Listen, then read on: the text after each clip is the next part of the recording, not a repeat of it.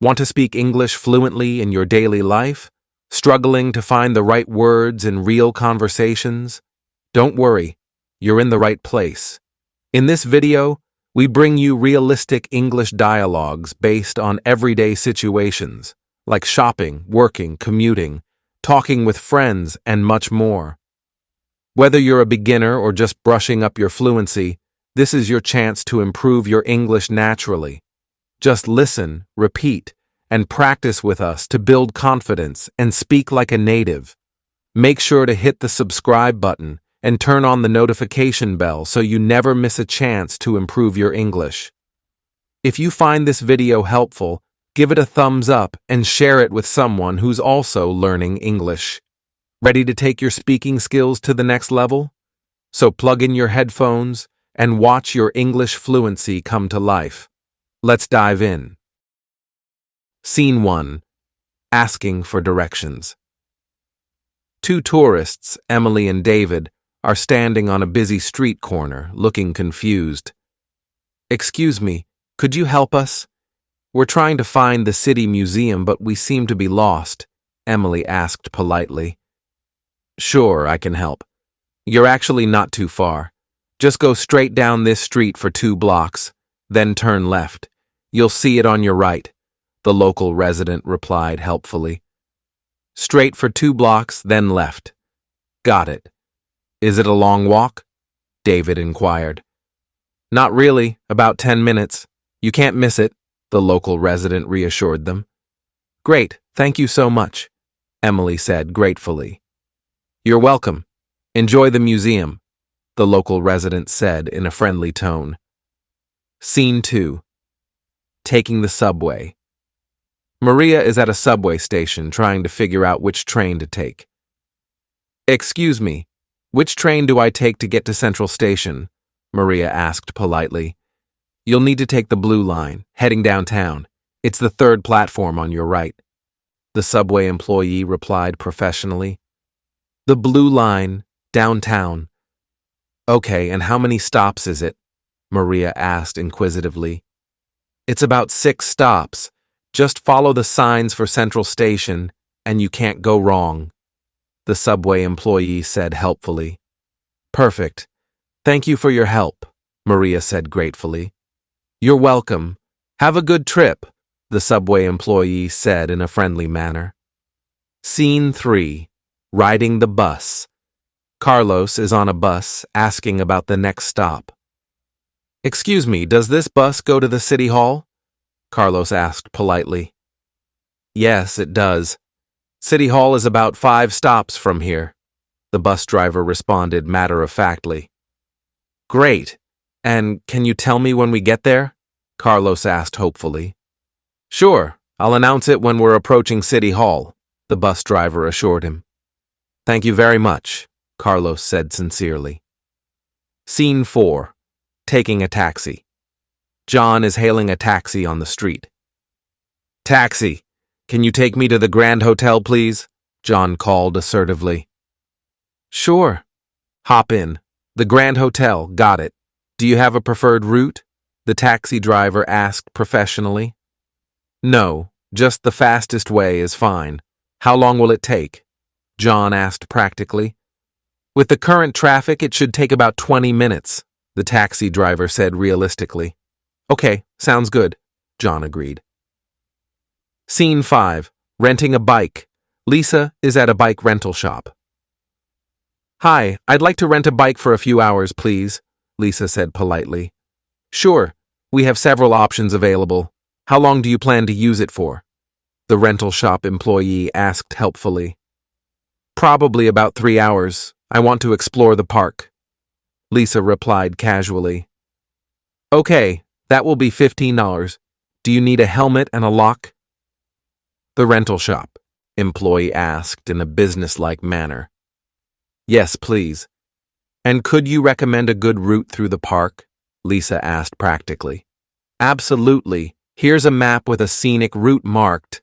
Enjoy your ride," the rental shop employee said in a friendly voice. "Thank you. I appreciate it," Lisa said gratefully. Scene 6. Planning the day. Anna and Ben are sitting in a cafe, figuring out their itinerary for the day. There's so much to do here. Any thoughts on where we should start? Anna asked curiously. Well, how about we start with the art gallery? I heard there's a great exhibit right now, Ben suggested. That sounds great. I'm in the mood for some art. How far is it from here? Anna said enthusiastically.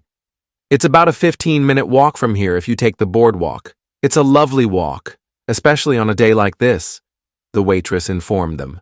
Perfect. Shall we head there after breakfast? Ben asked decisively. Yes, and maybe grab some gelato along the way, Anna said cheerfully. Scene 7.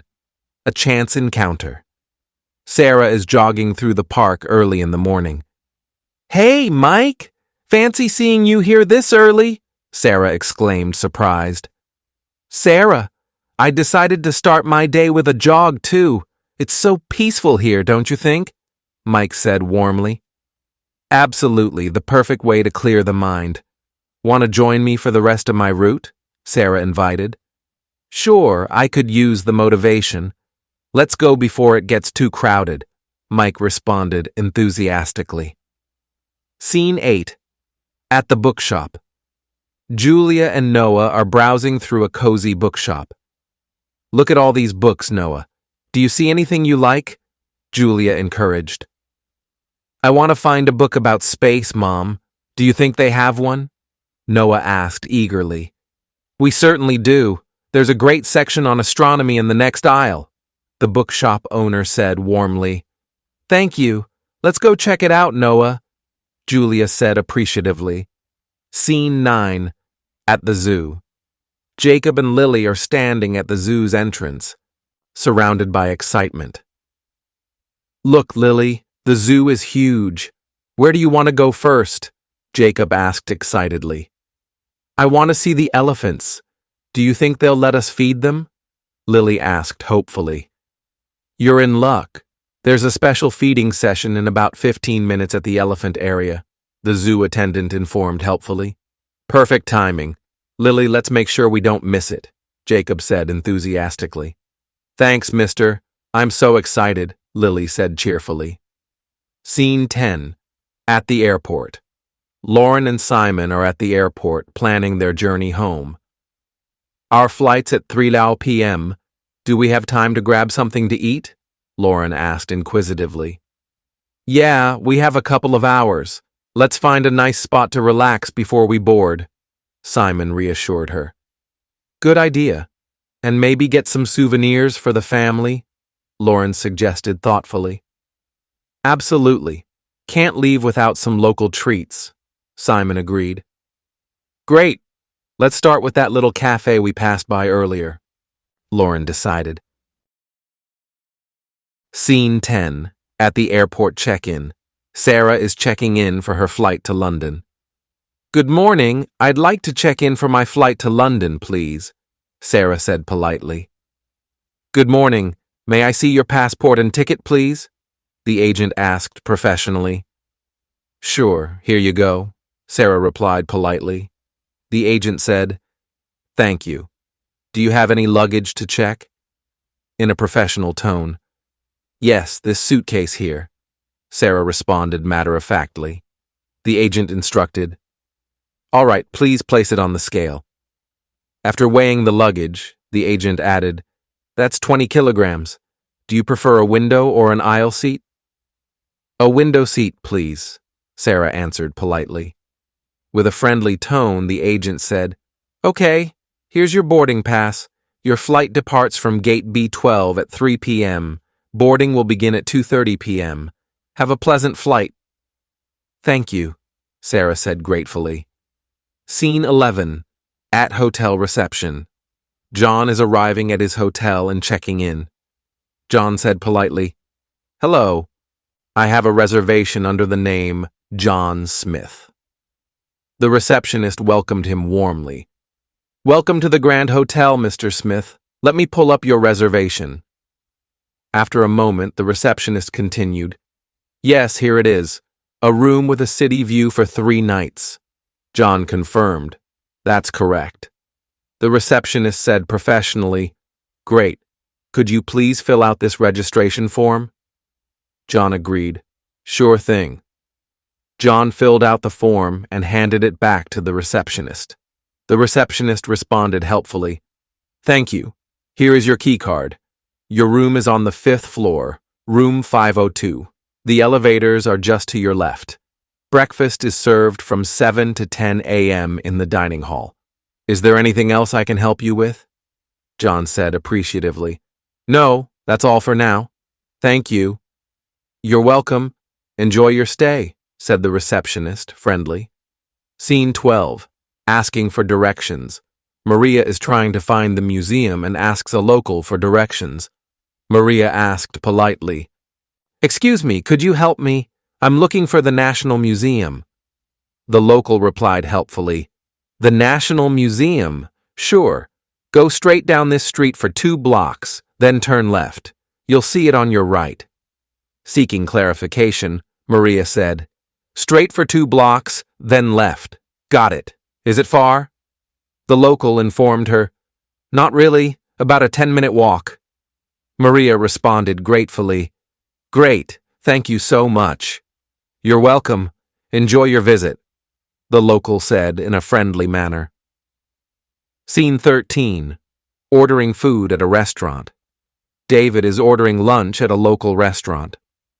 David said politely, "Hello, I'd like to order, please."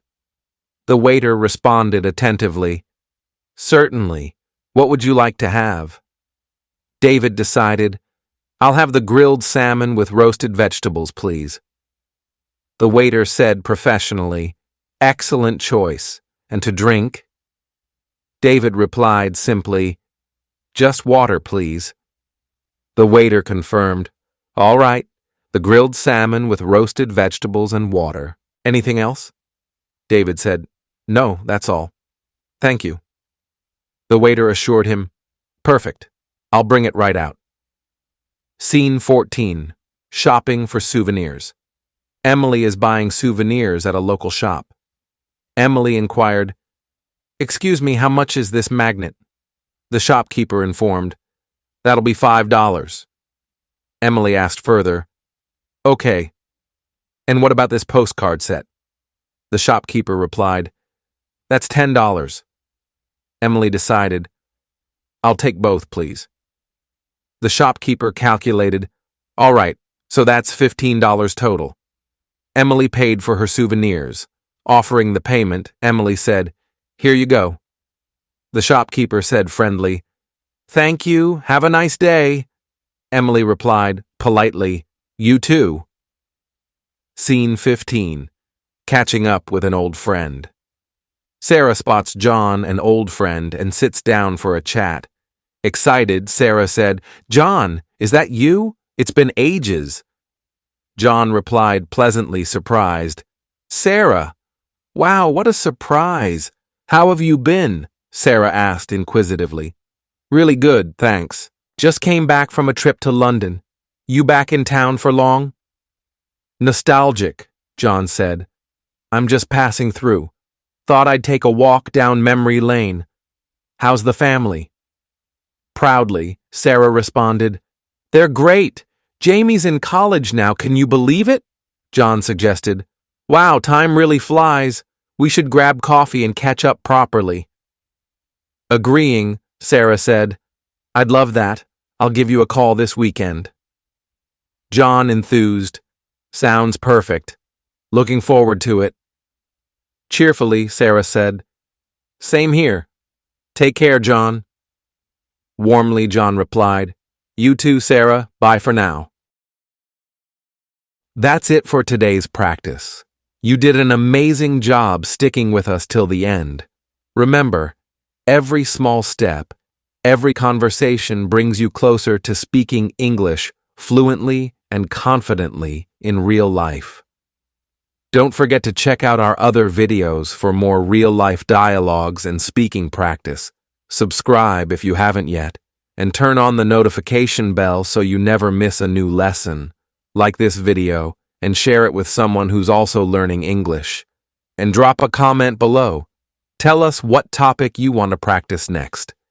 Keep learning, keep growing, and we'll see you in the next one.